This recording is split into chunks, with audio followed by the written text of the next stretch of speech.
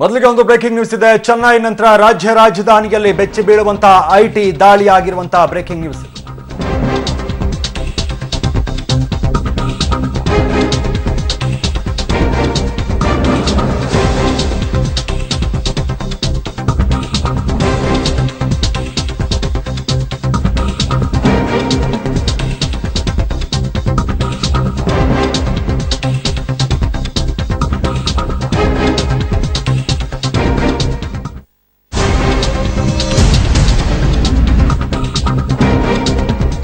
ಚೆನ್ನೈ ನಂತರ ರಾಜ್ಯ ರಾಜಧಾನಿ ಬೆಂಗಳೂರಿನಲ್ಲಿ ಬೆಚ್ಚಿ ಬೀಳುವಂತಹ ಐಟಿ ದಾಳಿ ನಡೆದಿದೆ. ಬೆಂಗಳೂರಿನ 20 ಕಡೆ ಹೆಚ್ಚು ಕಮ್ಮಿ 20ಕ್ಕಿಂತಲೂ ಹೆಚ್ಚಿನ ಕಡೆ ಏಕಕಾಲದಲ್ಲಿ ಐಟಿ ಅಧಿಕಾರಿಗಳು ದಾಳಿಯನ್ನ ನಡೆಸಿದ್ದಾರೆ. ರಾಜಕಾರಣಿಗಳು ಹಾಗೆ ಗುತ್ತಿಗೆದಾರರ ಮನೆಗಳಲ್ಲಿ ಭಾರೀ ಶೋಧವನ್ನ ನಡೆಸ್ತಾ ಇದ್ದಾರೆ. ರಿಯಲ್ ಎಸ್ಟೇಟ್ ಉದ್ಯಮಿಗಳು, ಚಿನ್ನದ ವ್ಯಾಪಾರಿಗಳು ಕೂಡ ಐಟಿ ಶಾಕ್ಗೆ ಒಳಗಾಗಿದ್ದಾರೆ. ಮನೆ ಕಚೇರಿಗಳ ಮೇಲೆ ಐಟಿ ದಾಳಿ ನಡೆಸಿದ್ದಾರೆ.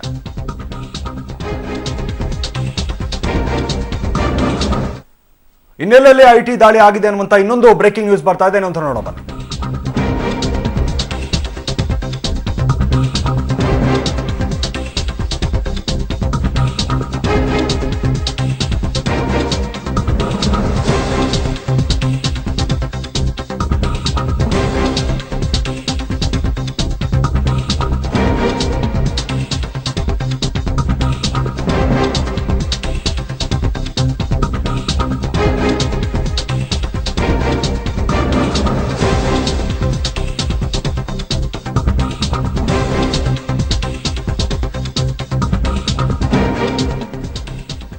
ಓಕೆ, ಇದು ಸಿಕ್ಕಿರುವಂತದ್ದು ಪಬ್ಲಿಕ್ ಟಿವಿಗೆ ಎಕ್ಸ್ಕ್ಲೂಸಿವ್ ಆದಂತಹ ಬ್ರೇಕಿಂಗ್ ನ್ಯೂಸ್. ಇದು ಬೆಂಗಳೂರಲ್ಲಿ ಐಟಿ ದಾಳಿ ನಡೆದಿರೋದು. ದೊಡ್ಡ ದೊಡ್ಡ ಕುಳಗಳ ಮೇಲೆ, ಗೋಪಾಲನ್ ಗ್ರೂಪ್ಸ್ಗೆ ಸೇರಿದಂತ ಮಾಲ್ಗಳು, ಕಚೇರಿಗಳ ಮೇಲೆ ಐಟಿ ರೇಡ್ ಆಗಿದೆ. ಬೈಯಪ್ಪನಹಳ್ಳಿ, ರಿಚ್ಮಂಡ್ ಸರ್ಕಲ್ ಮುಖ್ಯ ಕಚೇರಿಗಳಲ್ಲಿ ಈಗಾಗಲೇ ಐಟಿ ದಾಳಿ ಮಾಡಿರುವಂತದ್ದು. ಈಗ ದಾಖಲೆಗಳ ಪರಿಶೀಲನೆ ನಡೀತಾ ಇದೆ. ಸದಾಶಿವನಗರದ ಹೆಸರಾಂತ ಗುತ್ತಿಗೆದಾರರ ಮನೆಗಳಲ್ಲೂ ಕೂಡ ಐಟಿ ಅಧಿಕಾರಿಗಳು ಹುಡುಕಾಟವನ್ನ ನಡೆಸ್ತಾ ಇದ್ದಾರೆ. ದಾಖಲೆಗಳಲ್ಲಿ ಸಿಕ್ಕಿದ್ಯಂತೆ ಪ್ರತಿಷ್ಠಿತ ರಾಜಕಾರಣಿಗಳ ಅಕ್ರಮದ ಮಾಹಿತಿ, ಸಾಕಷ್ಟು ದೊಡ್ಡ ಮಟ್ಟದ ಅಕ್ರಮದ ಮಾಹಿತಿಗಳು ಈಗ ಐಟಿ ಅಧಿಕಾರಿಗಳು ಏನು ಪರಿಶೀಲನೆ ನಡೆಸ್ತಾ ಇದ್ದಾರೆ ಈಗ ಗೊತ್ತಾಗ್ತಾ ಇರುವಂತದ್ದು.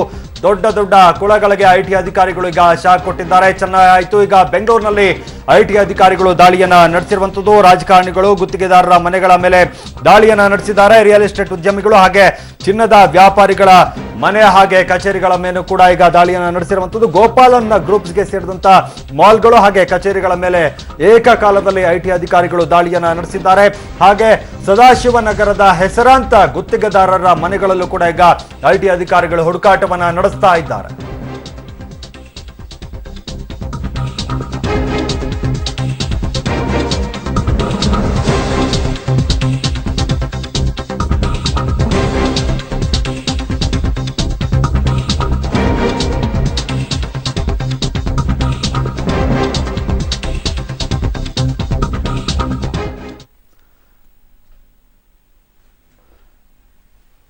ಓಕೆ, ಬಗ್ಗೆ ಹೆಚ್ಚಿನ ಮಾಹಿತಿ ಕೊಡ್ತಾರೆ ನಮ್ಮ ಪ್ರತಿನಿಧಿ ಮುರಳಿ, ದೂರವಾಣಿ ಸಂಪರ್ಕದಲ್ಲಿದ್ದಾರೆ. ಮುರಳಿ, ಚೆನ್ನೈ ಆಯ್ತು, ಈಗ ಬೆಂಗಳೂರಿನಲ್ಲೂ ಕೂಡ ಏಕಕಾಲದಲ್ಲಿ ಐಟಿ ಅಧಿಕಾರಿಗಳು ದಾಳಿ ಮಾಡಿದ್ದಾರೆ. ಈಗ ಗೊತ್ತಾಗ್ತಾ ಇರುವಂತಹ ಬ್ರೇಕಿಂಗ್ ನ್ಯೂಸ್, ಎಕ್ಸ್ಕ್ಲೂಸಿವ್ ಅಂತ ಬ್ರೇಕಿಂಗ್ ನ್ಯೂಸ್ ಅಲ್ಲಿ ಗೋಪಾಲನ್ ಗ್ರೂಪ್ಸ್ಗೆ ಸೇರಿದಂತಹ ಮಾಲ್ಗಳು ಹಾಗೆ ಕಚೇರಿಗಳ ಮೇಲೆ ಅನ್ನುವಂಥದ್ದು.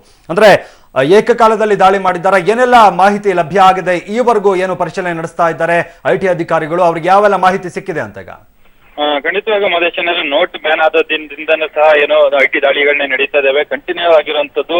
ಇವತ್ತು ಗೋಪಾಲನ್ ಗ್ರೂಪ್ಸ್ ಏನಿತ್ತು ರಿಚ್ಮಂಡ್ ಸರ್ಕಲ್ ಅಲ್ಲಿ ಇರುವಂತದ್ದು, ಬೈಯಪ್ಪನಹಳ್ಳಿಯಲ್ಲಿ ಇರುವಂತದ್ದು ಮತ್ತು ಮೈಸೂರು ರಸ್ತೆಯಲ್ಲಿ ಅಂತ ಗೋಪಾಲನ್ ಆರ್ಕೇಡ್ ಏನಿದೆ ಆ ಗ್ರೂಪ್ ಗಳ ಮೇಲೆಲ್ಲ ಈಗ ದಾಳಿಯನ್ನ ಮಾಡ್ತಾ ಇದ್ದಾರೆ. ಬೆಳಗ್ಗೆಯಿಂದನೂ ಸಹ ದಾಖಲೆಗಳ ಪರಿಶೀಲನೆ ಇರ್ಬೋದು, ಜೊತೆಗೆ ಹಣಕಾಸಿನ ವಹಿವಾಟಿನ ಬಗ್ಗೆ ಮಾಹಿತಿನ ಕಲೆ ಆಗ್ತಾ ಇರುವಂತದ್ದು. ಅದನ್ನ ಹೊರತುಪಡಿಸಿದ್ರೆ ಸದಾಶಿವನಗರದ ಬಿಲ್ಡರ್ಗಳು ಮನೆ ಮೇಲೆ ಅಂದ್ರೆ ಒಂದಿಬ್ರು ಮನೆಗಳ ಮೇಲೆ ದಾಳಿಯನ್ನ ಮಾಡಿದ್ದಾರೆ ಅನ್ನೋದ್ರ ಬಗ್ಗೆನೂ ಸಹ ಮಾಹಿತಿ ಇದೆ. ಐಟಿ ಅಧಿಕಾರಿಗಳು ಇನ್ನ ಸ್ಪಷ್ಟೀಕರಣವನ್ನ ಕೊಟ್ಟಿಲ್ಲ. ಯಾಕಂದ್ರೆ ಸಾಕಷ್ಟು ದಾಖಲೆಗಳ ಪರಿಶೀಲನೆ ನಡೀತಾ ಇದೆ. ಪರಿಶೀಲನೆ ನಡೀತಾ ಇರೋ ಹಿನ್ನೆಲೆಯಲ್ಲಿ ಅದ್ರ ಮಾಹಿತಿಯನ್ನ ಗೌಪ್ಯವಾಗಿ ಇಟ್ಕೊಂಡಿರುವಂತದ್ದು. ಆದ್ರೆ ಈಗಿನ ಮಾಹಿತಿ ಪ್ರಕಾರ 20-25ಕ್ಕೂ ಹೆಚ್ಚು ಕಡೆ ಈಗ ದಾಳಿಯನ್ನು ನಡೆಸಿದ್ದಾರೆ ಅನ್ನೋದ್ರ ಬಗ್ಗೆ ಗೊತ್ತಾಗ್ತಾ ಇದೆ. ಜೊತೆಗೆ ಈಗ ಪ್ರಮುಖವಾಗಿ ನಾನು ಬೈಯಪ್ಪನಹಳ್ಳಿಯ ಏನು ಆರ್ಕೇಡ್, ಗೋಪಾಲನ್ ಆರ್ಕೇಡ್ ಏನಿತ್ತು, ಗೋಪಾಲನ್ ಮಾಲ್ ಏನಿತ್ತು, ಗೋಪಾಲನ್ ಮಾಲ್ ಬಳಿ ಇರುವಂತದ್ದು, ಅಲ್ಲಿಯೂ ಸಹ ಐಟಿ ಅಧಿಕಾರಿಗಳು ಬೆಳಗ್ಗೆಯಿಂದನೂ ಸಹ ಎಲ್ಲಾ ಮಾಹಿತಿಗಳನ್ನ ಸಹ ಸಂಗ್ರಹ ಮಾಡ್ತಾ ಇದ್ದಾರೆ ಮತ್ತು ದಾಖಲೆಗಳ ಪರಿಶೀಲನೆ ಮಾಡ್ತಾ ಇರುವಂತದ್ದು. ಮಾದೇಶ್, ಓಕೆ, ಅಂದ್ರೆ ಇಲ್ಲಿಯವರೆಗಿನ ಪರಿಶೀಲನೆಯಲ್ಲಿ ಏನಾದ್ರೂ ಅಕ್ರಮದ ಬಗ್ಗೆ ಏನಾದ್ರೂ ಮಾಹಿತಿ ಸಿಕ್ಕಿದ್ಯಾ? ಅಕ್ರಮದ ದುಡ್ಡು ಇಷ್ಟಿದೆ ಅನ್ನುವಂಥದ್ದು, ಇಲ್ಲ ಇಷ್ಟು ಆಸ್ತಿಗಳನ್ನ ಮಾಡಿದ್ದಾರೆ ಅನ್ನುವಂಥದ್ದು ಅಕ್ರಮವಾಗಿ, ಆ ಥರದ್ದೇನಾದ್ರೂ ಪತ್ತೆ ಆಗಿದ್ಯಂತ ಅಂತ? ಮಾದೇಶ ತೆರಿಗೆ ವಂಚನೆ ಮಾಡಿರೋದಂತೂ ಐಟಿ ಅಧಿಕಾರಿಗಳಿಗೆ ಸ್ಪಷ್ಟೀಕರಣವಾಗಿರುವಂತದ್ದು. ಸ್ಪಷ್ಟೀಕರಣ ಆದ ಬೆನ್ನಲ್ಲೇ ಈಗ ದಾಳಿಯನ್ನ ನಡೆಸಿದ್ದಾರೆ.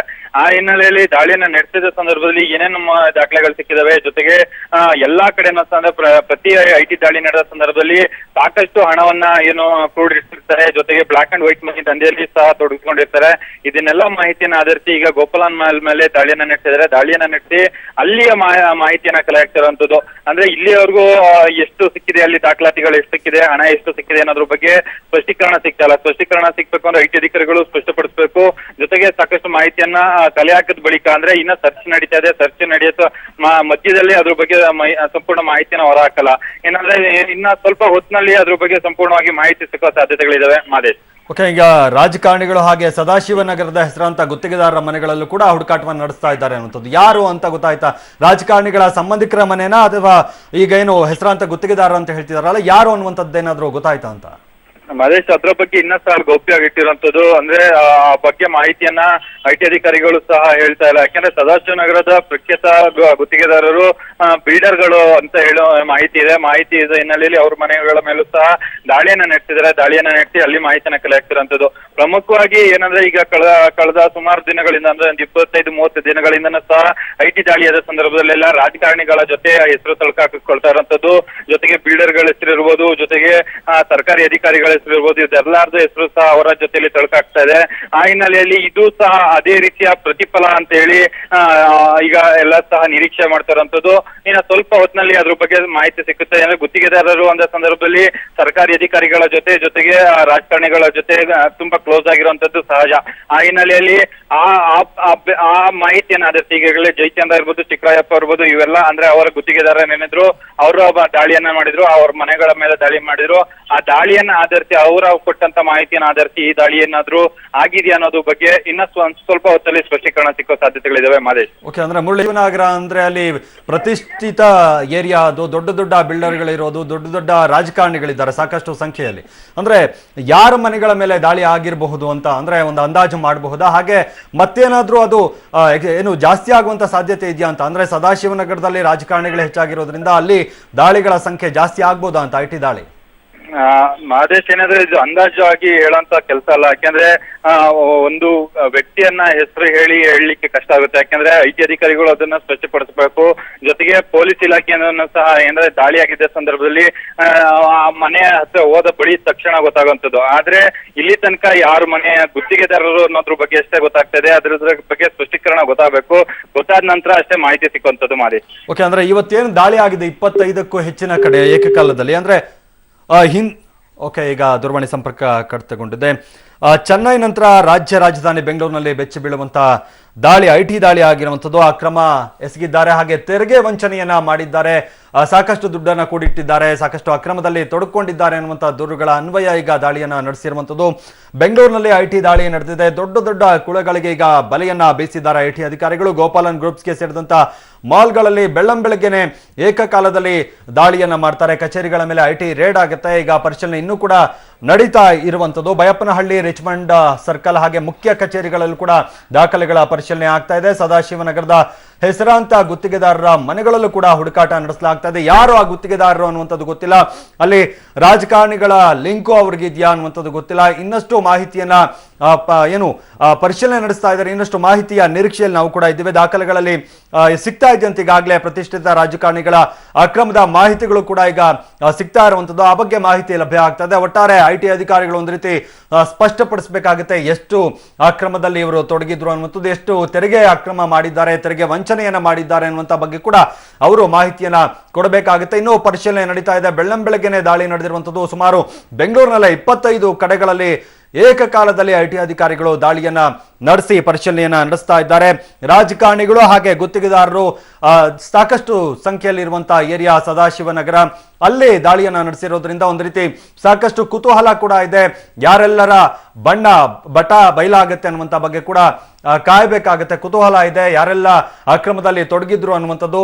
ಯಾಕಂದ್ರೆ ರಾಜಕಾರಣಿಗಳು ಹಾಗೆ ದೊಡ್ಡ ದೊಡ್ಡ ಉದ್ಯಮಿಗಳು, ಬಿಲ್ಡರ್ಗಳೇ ಇರುವಂತಹ ಜಾಗ ಅದು. ಅದರಿಂದಾಗಿ ಒಂದು ರೀತಿಯ ಕುತೂಹಲ, ಯಾರ ಮುಖ ಈಗ ಬಟಾ ಬಯಲಾಗುತ್ತೆ, ಯಾರ ಬಣ್ಣ ಬಟಾ ಬಯಲಾಗುತ್ತೆ ಅನ್ನುವಂಥದ್ದು ಈಗ IT ಅಧಿಕಾರಿಗಳು ಇನ್ನೂ ಕೂಡ ಪರಿಶೀಲನೆಯನ್ನು ನಡೆಸ್ತಾ ಇರುವಂಥದ್ದು. ಎಷ್ಟು ಪ್ರಮಾಣದಲ್ಲಿ ಅಕ್ರಮ ಆಸ್ತಿಯನ್ನು ಮಾಡಿದ್ದಾರೆ, ಅಕ್ರಮ ತೆರಿಗೆ ವಂಚನೆಯನ್ನ ಮಾಡಿದ್ದಾರೆ ಅನ್ನುವಂಥದ್ದು ಇನ್ನಷ್ಟು ಗೊತ್ತಾಗಬೇಕಾಗಿದೆ. ಒಟ್ಟಾರೆ ಚೆನ್ನೈನ ನಂತರ ರಾಜ್ಯ ರಾಜಧಾನಿ ಬೆಂಗಳೂರಿನಲ್ಲಿ ಈ ರೀತಿಯಾಗಿ ದಾಳಿಯನ್ನು ನಡೆಸಿರುವಂಥದ್ದು.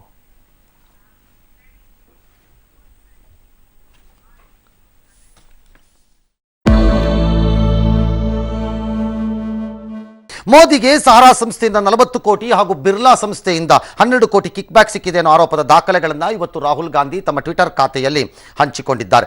ಇನ್ನು ನಿನ್ನೆ ರಾಹುಲ್ ಆರೋಪಕ್ಕೆ ಇವತ್ತು ಸ್ವಕ್ಷೇತ್ರ ವಾರಣಾಸಿಯಲ್ಲಿ ಪ್ರಧಾನಿ ಮೋದಿ ತಿರುಗೇಟು ಕೊಟ್ಟರು. ಮೊದಲಿಗೆ ಒಂದು ಬ್ರೇಕಿಂಗ್ ನ್ಯೂಸ್ ಇದೆ. ರಾಜ್ಯ ಸರ್ಕಾರ ಬಿದ್ದು ಹೋಗುತ್ತೆ, 3 ಸಚಿವರು ರಾಜೀನಾಮೆಯನ್ನ ಕೊಡ್ತಾರೆ ಅಂತ ಯಡಿಯೂರಪ್ಪನವರು ಹೇಳ್ತಾನೆ ಇದ್ರು. ಆದ್ರೆ ಇದುವರೆಗೂ ಕೂಡ ಆ ವಿಷಯಕ್ಕೆ ಸಂಬಂಧಪಟ್ಟಂತೆ ಯಾವುದೇ ದಾಖಲೆಗಳನ್ನು ಅವರು ಬಿಡುಗಡೆ ಮಾಡಿಲ್ಲ.